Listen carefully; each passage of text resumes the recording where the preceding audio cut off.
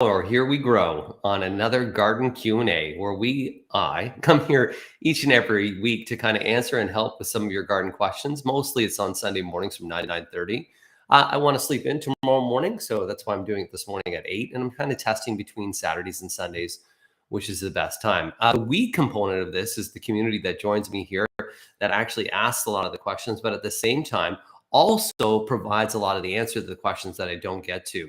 So if you ask a question, or even if you have a comment on some of the questions that you're seeing, please chime in, add in your advice, because the whole goal here is to get more people out there to grow something, more people out there to garden, because gardening is a physical outdoor leisure activity that not only makes you feel better because you're going to be active, but also makes you happier, because there's been so many studies that have shown that being around plants, growing food, help us release dopamine and serotonin, both things that make us feel really great. So just being around plants make you feel good. If you're wondering who the heck I am, my name is Frank Virginie, aka Frankie Flowers of City TV's Breakfast Television. You can see me Monday through Friday where I do the weather, and on occasion I'll give gardening advice because gardening is my passion. But as well, you can see me pretty much a couple times a month on Cityline. I'm here on YouTube. You can find me on YouTube, Facebook. You can find me on Instagram, LinkedIn, all those different things that are out there. Good morning from Cape Breton, says Kathy Rose. Good morning from Oshawa as well, says Lacey. Good morning to you all. Okay, a couple things that I want to talk to you about. First thing that I want to talk to you about is early this week in Southern Ontario, I got a picture. It was on Thursday morning from Minden, Ontario. That picture on Minden, Ontario showed me on top of the roofs of houses a little bit of light frost. Yes, indeed. Frost is knocking on our door. It's getting closer and closer, even though this weekend we're seeing summer-like conditions here in the province of Ontario. We got to be prepared for bringing plants in right now that we want to overwinter. Things like hibiscus, if you have bougainvillea, oleander, some of those patio tropicals that you put outdoors, maybe there's some palms, maybe even put some peace lilies outside, you want to bring them in. When you're bringing them in, always make sure before bringing them in, a couple days to a week before bringing them in, spray them with insecticidal soap. I would really recommend 2 applications. So a week before, spray with insecticidal soap, and then a couple days before, do that second application of insecticidal soap. With that, you're going to make sure that you're not bringing any insects indoors. Depending upon the type of plant, most of the ones that are outdoors will enjoy a fairly bright room. They don't need to be directly in front of a window, but a west or south facing window in a room. That's probably ideal, especially for hibiscus, bougainvillea, and oleander. The peace lilies can go a little bit more into a little bit more indirect light that's there. You may see them drop some leaves. They're going to drop leaves because they're going to be adjusting to light levels inside your home. Don't worry too much. Always make sure they dry out in between waterings. And then another reminder, from pretty much all the way from October to March, most indoor plants don't actively grow. And because of that, and our daylight hours are getting shorter, you don't need as much watering and you don't need to fertilize. So those are a couple things with bringing those guys in. Here we go. We have another question here this morning from Jean. Good morning from Toronto. Have lots of green tomatoes here in 5B. Any chance they'll ripen? There's still a chance they'll ripen. We did have a lot of green tomatoes on a lot of plants because we were having such warm nights. Actually, we spoke about this on the live just a couple weeks ago, if not a week ago, on how because it was so warm there was a heat shock that happened and a heat delay that happened on many plants that were out there, including tomatoes. Just going to turn my phone off here. I can hear many different sounds. So now that we have some green tomatoes, will they ripen? If you're worried about a frost and there's the threat of frost, we don't want those tomatoes to be outdoors. You can then harvest many of those green tomatoes. Often what you can do is put a bunch of green tomatoes that are fairly mature in size, and you can put them in a paper bag with one ripe tomato. That ripe tomato, or even a ripe banana, that ethylene will actually help the other ones quicken the ripening process. Tomatoes, when bringing them indoors to ripen, or if you have a tomato that you had in your garden outdoors and you bring it inside, in order for it to hold and in order for it to actually maintain its flavor, we never want to put it in a refrigerator. We always want to put it on somewhere in the kitchen, but not in light. So if it can be in somewhere on a shelf that's still at room temperature in the dark, that is the best place to store a tomato or to wait for a tomato to ripen itself over as well. Here's another question that we have. Can I keep geraniums I had outside? Will they at least last in the house for the winter? This is Lenore Hunter. Geraniums, yeah, if you have a bright window, sometimes you can overwinter them in a pot as they are. Give them a little pinch back now. So I would pinch them all back by a third. That means cutting them back by a third right now. Leave them outside for the week, then bring them indoors. You can also store geraniums by actually shaking the soil, allowing the soil to dry, and then storing them upside down in a cold cellar or in even a heated garage that's insulated. So you can look at storing geraniums, but sometimes, yes, indeed. I've overwintered geraniums with success in pots. With my bright windows, I have a backyard that faces the south. So my windows, a lot of windows in the back of my home. With that, I've had great success at overwintering. As well, rosemary, I've had great success. Basil is a little hard, or basil is a little bit hard. We got a good shout out this morning from Innisfil, from Dominica. Sometimes I can speak. Good morning, Carrie Smith. Hello from Barrie. Is there a mum to grow in the garden that is perennial? Carrie, great question. So your chrysanthemums that you see at garden centers, grocery stores, and home improvement stores right now that are locally grown, fantastic fall color. Actually, they bloom based on the shortness of days. That's when a fall mum blooms. Fall mums are fairly shallow root systems. So the roots are fairly up close to the surface. And with that, a 9-inch mum, you'll notice in those smaller pots, need to be watered so much. So if you have them in a pot around your home, you want to make sure you're watering. Best thing to do is to plant them in the garden. When you plant them in the garden, I'm finding that yellows tend to come back the best in terms of a color. They are a shallow root system and a tender perennial. So in order to get that to overwinter, if you want to get it to overwinter and berry, first thing you want to do is when the snow flies and you go to cut it back, or after it finishes its bloom, when you cut it back, still leave about 8 to 10 inches of growth that's there. That'll be a snow catcher. So when the snow actually starts blowing around, it'll actually mound around that flowering mum. And that chrysanthemum is also known as a garden mum, really needs that insulation. It really needs that snow load that's there for it to overwinter. Sometimes you can put leaf mulch on top of it. Where people fail is in the spring, they're very late to open, very late to actually start to bud. So a lot of the times people in early spring, and they'll die right back to that centerpiece, almost right back to the root.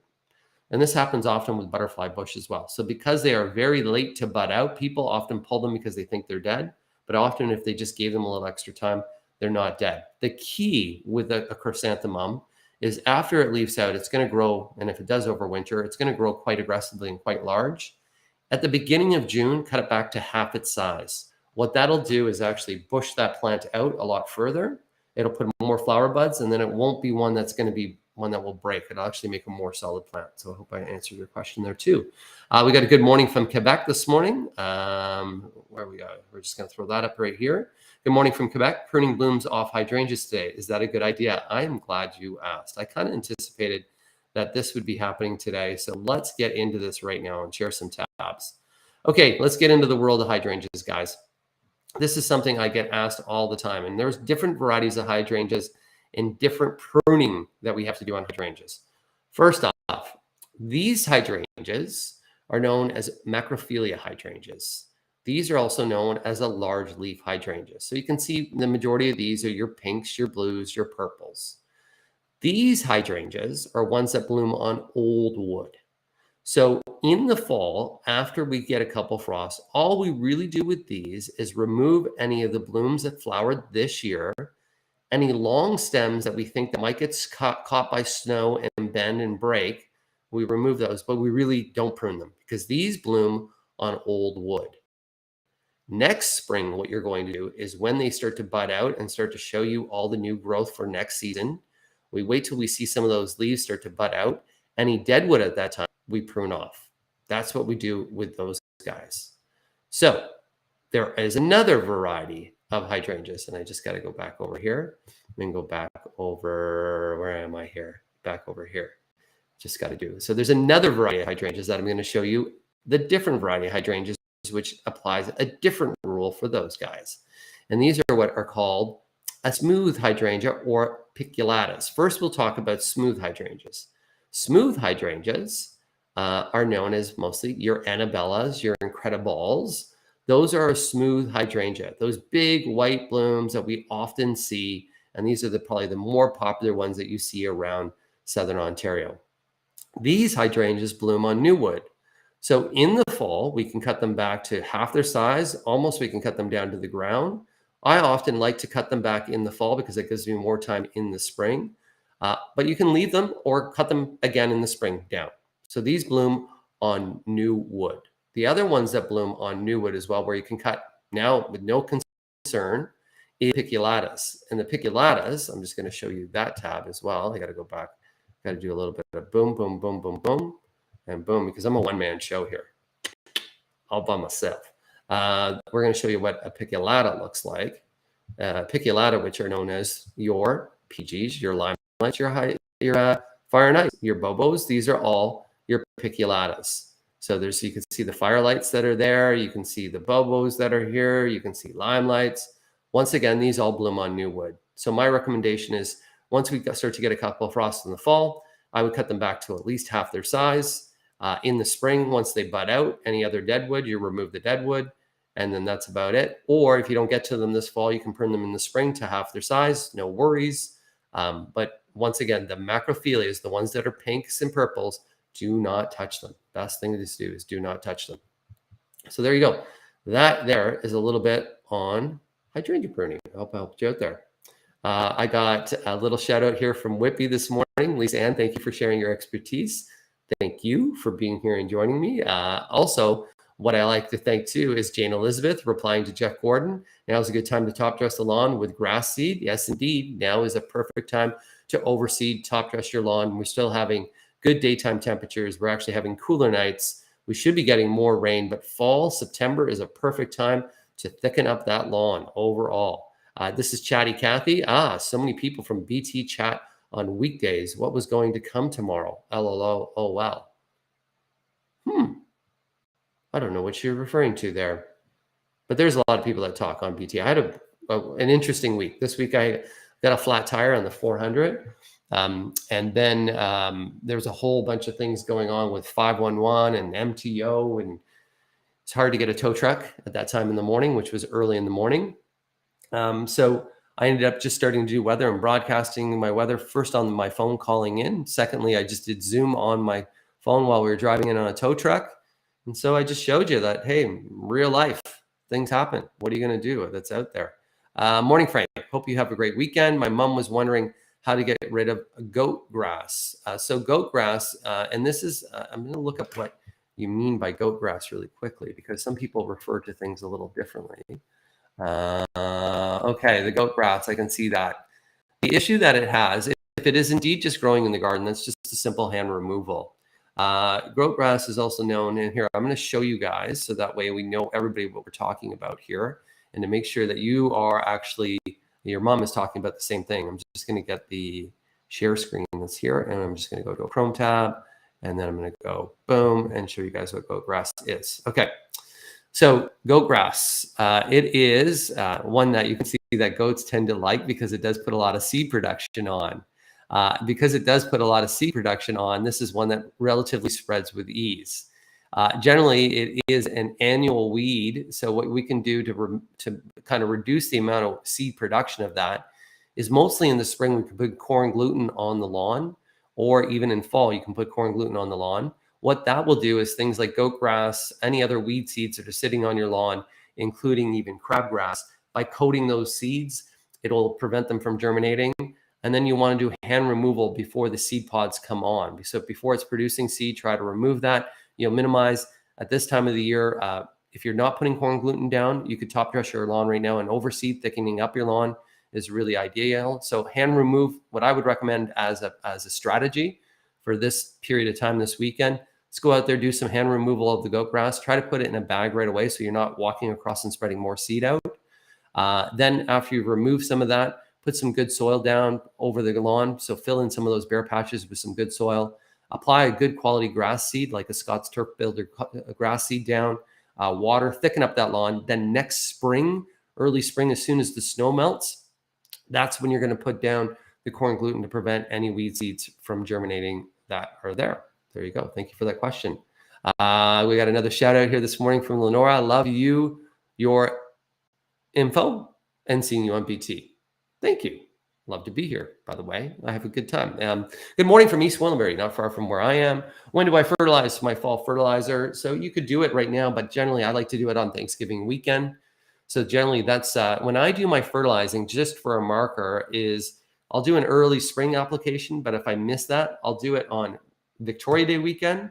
That's the spring fertilizing. If you just want to fertilize 3 times per season, you do it on Canada Day weekend, Thanksgiving weekend. Boom. You'll have a great lawn.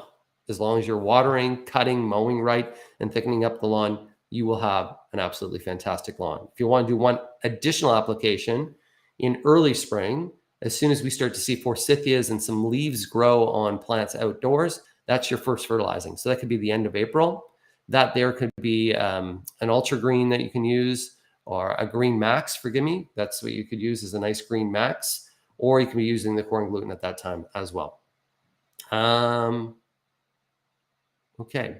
This is, hey, he decided to come today instead of tomorrow. Oh, I think you guys are trying to be funny in a not so nice way. We'll see. That's not it. The leaves are white and green like hostas. So this is for Rhonda. So leaves are white and green, almost like hostas. So I wonder if she's referring to, okay, I don't know what you're referring to there. So we're going to go to another question. So if you could just rewrite that question, that'd be great. Rhonda. Beverly. Hi, Frankie. My hydrangeas has been eaten up by beetles this year. Should I cut them back now? And will they be okay next spring? Bev in Ingersoll, Ontario. If they're piculatas or annabellas, I would cut them back now. No problem whatsoever. The macrophilias, I would just leave them be. The leaves will, I would cut back some of the taller leaves, the taller stems that are going to be affected. Then next spring, any dead wood, I just remove the dead wood. The macrophilias, once again, are the pinks and the blues. So if they're white or cone shaped, prune them now. If they're large, rounded blues and or pinks, don't touch them. Here we go. Oh no, Frankie, scroll up to my question. Chatty was replying to me. Sorry. No worries. Don't worry, guys. No.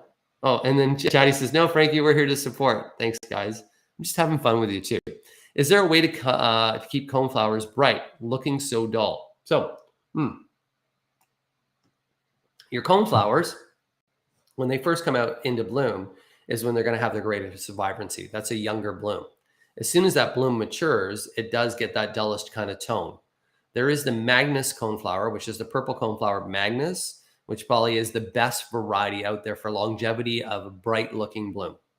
Some of the newer varieties, which are the oranges, the reds, and even some of the yellows that I've seen, they just don't have that vibrancy. What you can do is, as soon as those blooms are looking dull, is you can then remove those blooms. So just cut them back.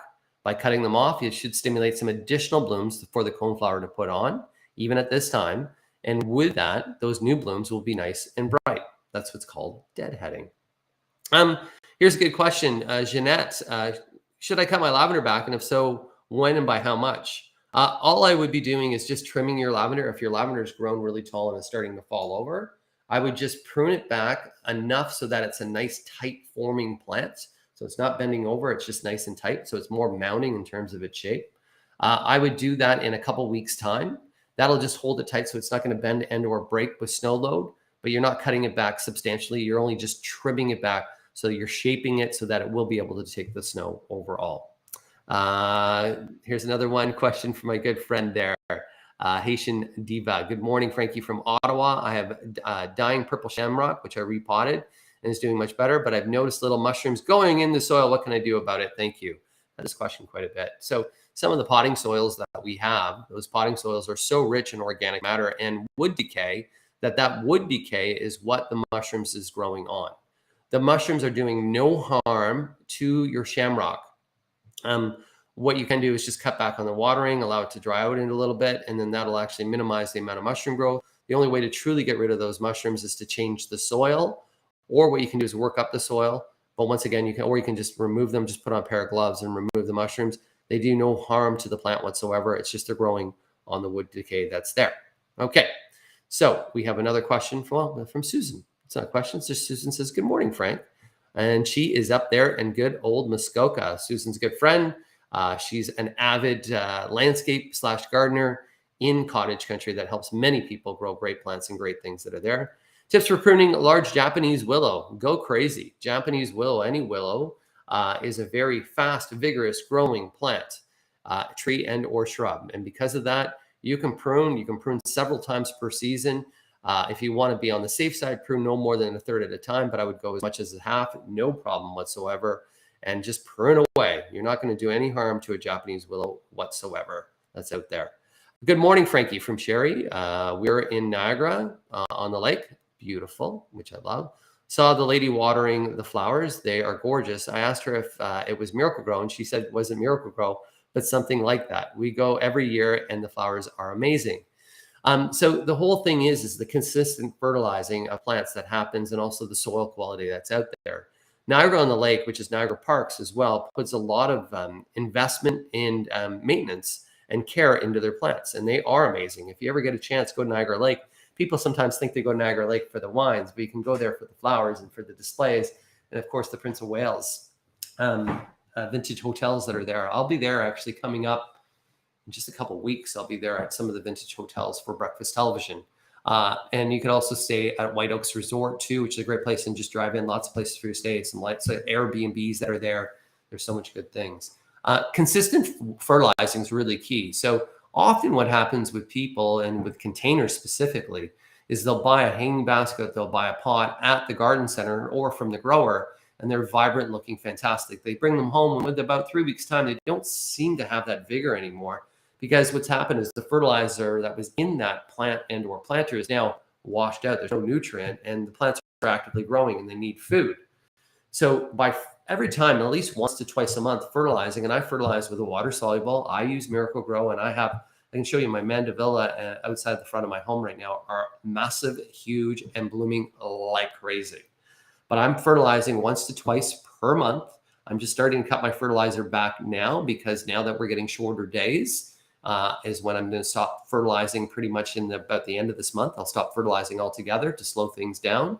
But that consistent fertilizing, it's just like us. The more you eat, well, in order for us to grow, if we don't eat at all, we're going to have no nutrient, and we're not going to be healthy people overall. Here we go. Jacqueline is asking a question. Ginger plant is now 10 inches high. What do I do it for winter? We're in Manitoulin Island. So ginger will not survive outdoors in Manitoulin Island. It's best probably just to bring it indoors. I would spray it with an insecticidal soap. I would bring it indoors into a sunny location. And it depends on the type of ginger plant that you're speaking of. If it's the edible ginger where you'll be harvesting the root in time, you're going to be bringing that in. And I would actually allow it to continue to grow throughout the winter season, see what the size of the plant is next spring. I would allow it to go outside again, let it grow that season again outdoors. And then the following fall is when I would be harvesting that root. Here we go. Good morning from Washago. My apple tree looked great this spring. Lots of blooms, then Japanese beetles, no fruit, or prune or not to prune. When? Thanks for the helper program. So with Judy, with the apples and most fruit trees, we want to prune them when they're in dormancy. So we're going to be doing that in winter. So we're going to be waiting until December, even into the month of January, because that's when the plant is going fully into dormancy. Any inward growing branches on an apple tree, you want to prune any inward growing branches. Any branches that look crooked and or branches that look weak and or sickly, you want to remove those. Next season, for the beetle control, you can use Beetle Begone if you see them on. It's not going to be harmful to your food whatsoever. Or you can use a beetle trap. The beetle traps just put them far away from the apple tree, because they're based on pheromones, and they'll attract beetles from the area. And we want to move those beetles to somewhere else. We want to move them away from your apples, not to your apples. Here we go with another question out there. Is it too late to transplant macrophylla hydrangeas from large pots into the garden? No, I would go ahead. They're going to be safer in the garden than in a pot. So I would be doing that transplanting and doing that. They'll overwinter with success in the garden. They will not overwinter with success in the pot. Here we go. Good morning from Joan from Bowmanville. Don't want to even think about frost yet. I know, but it's there, guys. It's there. It's on the doorstep. Can you split geraniums into two? No, you can't. So geraniums generally come down to one single root. So it depends on if in the container, let's say it's in a hanging basket. Sometimes in a hanging basket, if it's a 12-inch hanging basket, there'll be 4 plants, 3 to 4 plants. You can split then. But if it's just one single geranium, you can't split. What you can do is take cuttings later on in February. You can, if you have that plant overwintered indoors, you can take some slips off that hydrangea, off that geranium, forgive me, the geranium, and then you can actually root those cuttings as well. So here we go. Good morning, Valerie. Love your morning talks. Thank you. You have such a passion of plants and you inspire me each time. Thank you. Thank you. That's the whole goal. I really feel, I did a talk on Thursday night in Richmond Hill, and the talk was, why are gardeners happier? And I really feel that, and studies have shown, like gardening releases blood pressure. Gardening actually makes people, if you grow your own food, they'll eat more nutritious and eat wider varieties of food, especially kids will do that. Gardening has been proven to release serotonin. There's something that's called the harvest high. That harvest high, when we actually harvest our own food, that releases dopamine. There's been garden therapy courses that have been happening that have been helping people heal faster, not only mentally, but even in hospitals. So I really feel that if I get more people to garden and if I inspire more people to work with plants and be around plants, that we will have a healthier, happier, better looking community that's better for our environment. So why not? Why not get people to garden? That's what I say. Here we go. We got Lenora. Morning, Frankie. I have a full shade garden in the front. I want to put perennials in it. What is your suggestions? So full shade, you got to, if it's underneath a tree, it could be dry shade. So of course, any shade garden, you're going to think about hostas. You're going to think about ferns, ostrich ferns, astilbe, Solomon seal is something else that's really good. If you're looking for a ground cover, periwinkle, bugleweed, which is a juga, both periwinkle and bugleweed. They're both very vigorous, fast growers. So just be careful in terms of where you're planting them because they can go into other areas. Another good idea is you can design that garden so in the shade, and sometimes you can use yews as an evergreen. They'll do better in shade. I would like to see how much deep shade it is because full darkness, nothing grows in full darkness. But what we can do is design a garden with hostas, and so we could actually put ferns in the background. So the ferns grow up and they give you a nice little contrast. In front of that, we could put a blue leaf hosta like Big Daddy. So you get the nice contrast off. In front, we could use a purple ajuga as a border plant. And then you get the nice, so you're using foliage for contrast. And then what we can do is maybe in one area, put a big pot, a big decorative container. And then inside that container in the spring, we'll fill it up with soil. And then we'll put some impatiens inside that container. So then we'll have a pop of color. So you have all these different shades of greens, different textures, and then put that pot in there and then poof, pop of color. Beautiful.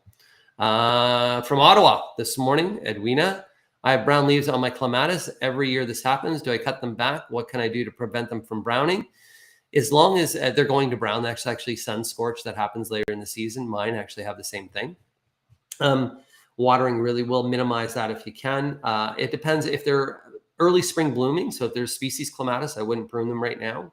If they are a mid-spring to late spring summer pruning, blooming, I would prune them now. So you can go ahead and prune them right now. Just if they're early spring blooming, you don't want to prune them at this time of year.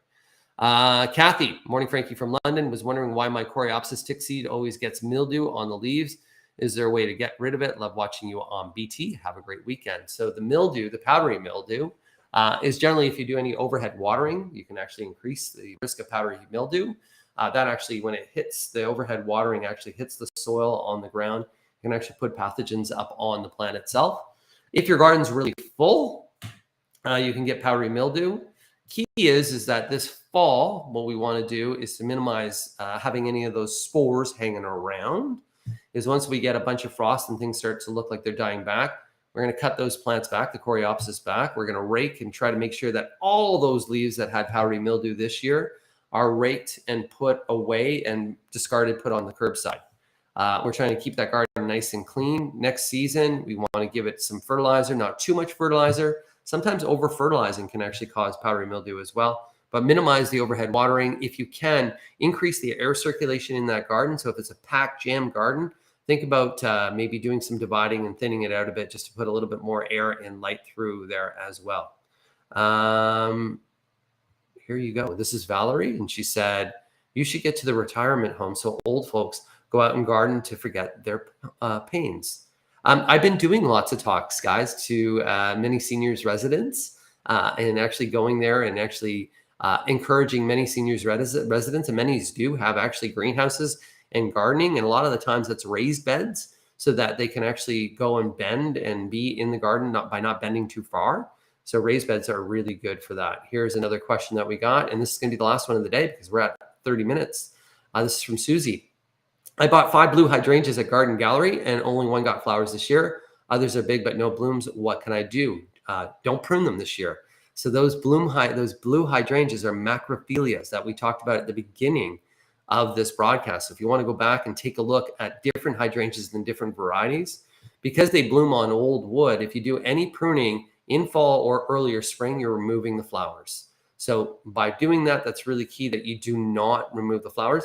They're not the easiest, most easiest ones to get to bloom. When they do bloom and they're in their groove and you're in your groove, they're fantastic, but they're a little bit more work. Easier varieties are Annabellas, Limelights, Piculatas, Fire and Ice. Those are the easier ones that are out there. And we'll leave just on this note right here. Lori Smith, have a wonderful weekend, Frankie. Thanks, Lori Smith. Thanks to all that joined for today.